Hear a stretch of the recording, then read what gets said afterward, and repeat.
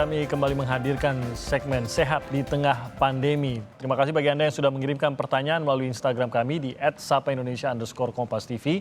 Dan kalau Anda belum mengirimkan pertanyaan via Instagram, Anda juga bisa nanti berkonsultasi langsung dengan dokter melalui sambungan telepon di nomor telepon 02153660500. Nah, pagi hari ini di Sehat di Tengah Pandemi kita sudah bersama dengan Dr. Andrew Renato. Dr. Andrew adalah dokter spesialis anak. Selamat pagi, Dr. Andrew. Pagi. Terima kasih dokter, semoga sehat terus di tengah pandemi ini. Terima kasih juga sudah bergabung bersama kita pagi hari ini. Baik, Dr. Andrew, kita langsung saja ke pertanyaan. Saya yakin banyak orang tua yang masih khawatir dengan kondisi saat ini dan kesehatan anak-anak mereka. Walaupun saya melihat sudah mulai banyak sih dok yang berani membawa anak-anaknya ke mungkin tempat-tempat umum seperti mal ataupun berbelanja begitu. Tapi mungkin ada beberapa hal yang boleh dibagi juga nanti dokter mengenai tips-tips agar menjaga kesehatan anak di tengah area umum.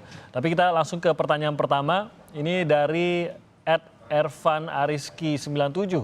Pertanyaannya, dok, anak saya berumur 5 tahun, dia sulit bersosialisasi terhadap teman, saudara, dan sulit diajak ngomong. Kalau diajak ngomong hanya diam, dan ketika bermain sama teman sebayanya, ia sibuk main sendiri. Ketika dia marah kepada orang lain, dia melampiaskan kepada adiknya. Nah, saya takut anak saya nanti antisosial.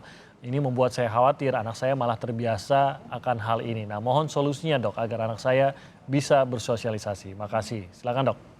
Oke, baik. Jadi memang kita harus lihat dulu nih anaknya, kita pantau secara langsung oleh dokter anak atau dokter psikiatri anak, dilihat perilakunya dulu. Tapi memang secara umum anak-anak yang seperti itu bisa karena stimulasinya kurang atau memang ada masalah dari anaknya sendiri. Jadi untuk membedakan dua itu nggak bisa cuman sekilas aja, harus tetap dilihat langsung. Jadi dokternya memantau bagaimana anak itu bermain, bagaimana anak itu bertemu dengan orang lain. Harusnya 5 tahun sudah bisa bertemu dengan orang dan udah banyak kosakatanya udah banyak, tapi nanti harus dihitung lagi udah bisa ngomong apa saja. Nah, dari ibunya, ayahnya, sebenarnya terutama lebih ke primary caregiver ya. Jadi siapa yang merawat emak, ya, apakah ibu, apakah ayah, itu harus ikut untuk bertemu dokternya gitu. Jadi ini multidisiplin ya, nggak biasanya cuma dokter anak saja. Kadang-kadang ada yang ke THT untuk tes pendengaran. Jadi ini memang perlu approach-nya memang perlu dari berbagai sisi. Cuman memang benar ini harus segera ditindakin atau laksana supaya berlanjut benar. Jadi mungkin orang tua itu khawatir apakah ini memang kepribadian anak saya yang mungkin tidak terlalu senang bersosialisasi, ataukah itu tadi ya dok, ada kondisi klinis yang menyebabkan anak tersebut enggan ataupun sulit untuk bersosialisasi. Nah, untuk mendeteksi kondisi klinis harus ke dokter apa dulu saya? Apakah ke dokter anak atau ke dokter apa? Mungkin itu pertanyaannya. Dokter anak bisa ke subspesialisasi tumbuh kembang atau dokter psikiatri bagian subspesialisasi yang anak ya. Nanti dari mereka berdua apakah akan merujuk lagi untuk periksa telinga, nanti dari mereka ya. Cuman bisa dari dokter anak atau dari dokter anak tumbuh kembang itu yang lebih tepat. Oke, jadi startnya dari situ ya dok ya? Bisa dari situ. Oke, lebih jelasnya mungkin akan bisa diteruskan oleh dokter anak tersebut. Baik, itu tadi pertanyaan pertama. Kita ke pertanyaan kedua, Dr. Andrew. Ini dari @irpan_. Dok, saya mau tanya, kulit anak saya umur 1 tahun di ujung kuku kaki dan tangan mengelupas dan berdarah sedikit sesudah hampir 2 minggu. Nah, ini sakit apa ya dok? Diobatin apa dan diberi salep apa? Nah, kita sih kalau nggak dilihat langsung ya, memang tapi ada beberapa secara umum ada beberapa yang bikin kulit anak terutama di jari-jari seperti itu, bisa dari iritasi, bisa alergi, bisa genetik, bisa autoimun. Nah, kalau masalahnya lokal cuma di ujung jarinya karena faktor trauma atau iritasi sih nggak terlalu sulit, tapi memang sebaiknya dilihat dulu karena yang kita takutin adalah kelainan jari itu adalah satu pertanda dari kelainan lain yang lebih berat. Nah, seperti apa itu? Dilihat langsung. Kalau secara umum sih yang jelas kalau udah pernah dikasih salep terus nggak respon, nggak mempan, ya sebaiknya dibawa ke dokter anak atau dokter kulit langsung dilihat itu kenapa gitu. Oke, jadi memang bisa ya dok ya, tanpa penyebab, tanpa mungkin trauma atau tanpa apa Nah, bergesekan atau apapun bisa yang begitu. seperti itu yang kita waspada karena jangan-jangan itu penanda dari penyakit yang lebih berat. Gitu. Bisa Oke. kena siapa aja. Jadi haruskah ada tes lab kalau begitu dok? Mengingat ini kan sampai berdarah begitu? Belum tentu. Oke. Tes lab belum tentu, nanti dilihat dulu mengarah kemana. Kalau misalnya tidak ke arah yang berat, ya mungkin nggak perlu tes lab. Ya, gitu. Kalau sebelum mau memutuskan begitu untuk dibawa ke dokter untuk diperiksa, obat apa atau salep apa yang bisa diberikan terlebih dahulu? Mungkin untuk dites dulu Ya, kalau memang salep seperti itu tadi yang saya sudah bilang sembuh. sih, kan banyak penyebabnya ya, penyebab kulit kering, pecah-pecah. Nah, yang jelas dilihat dia anak tuh sering memegang apa, apakah itu mengiritasi, karena kadang-kadang nih misalnya yang dia pegang dia alergi atau dia iritasi, misalnya sabun-sabun untuk dewasa dia nggak bisa nih. Nah, atau kadang yang untuk anak umuran dia pegang nggak apa-apa tapi dianya alergi. Nah, kalau kayak gitu pengobatannya udah beda. Yang jelas kalau dia lagi luka-luka gitu, ya pastikan sama dia nggak digaruk lagi. Itu Oke. memperparah. Jadi untuk sementara itu sih penanganannya.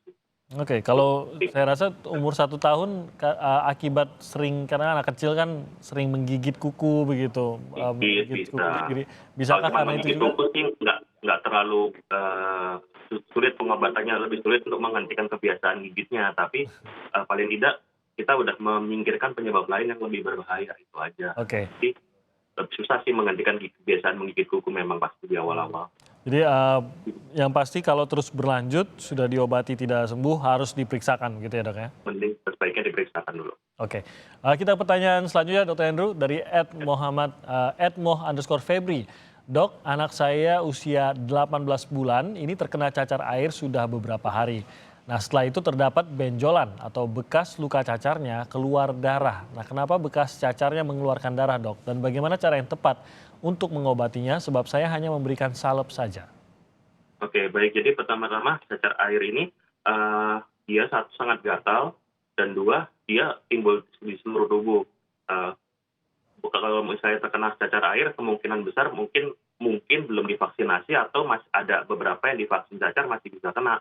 Nah, masalahnya adalah kalau benjolan ini digaruk, pecah, itu bisa menjadi sumber infeksi, bisa terkena infeksi ataupun sumber infeksi bagi orang lain.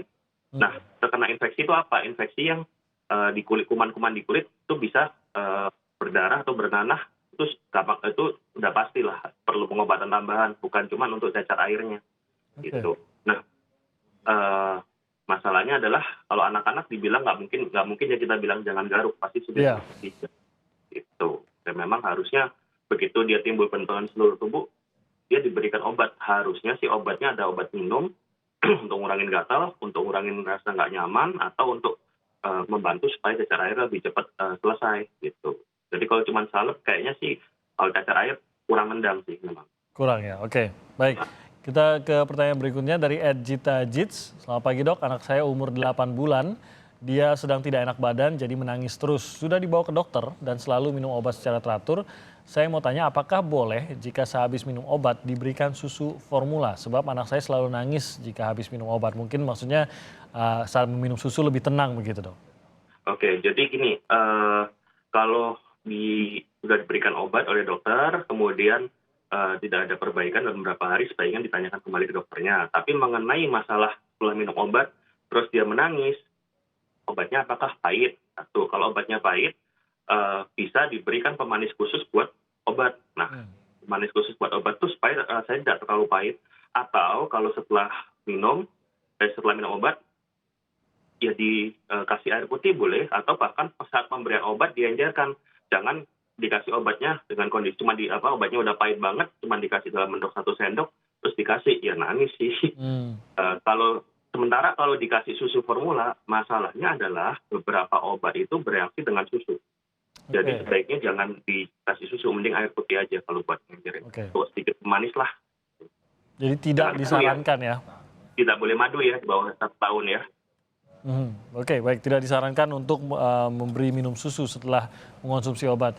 Baik, Dr. Andrew, kita tahan dulu. Kita akan jeda sebentar dan nanti setelah jeda kita akan mulai terima penelpon dari pemirsa. Anda bisa mulai menghubungi kami di 021 5366 0500. Kami akan terima telepon Anda saat lagi.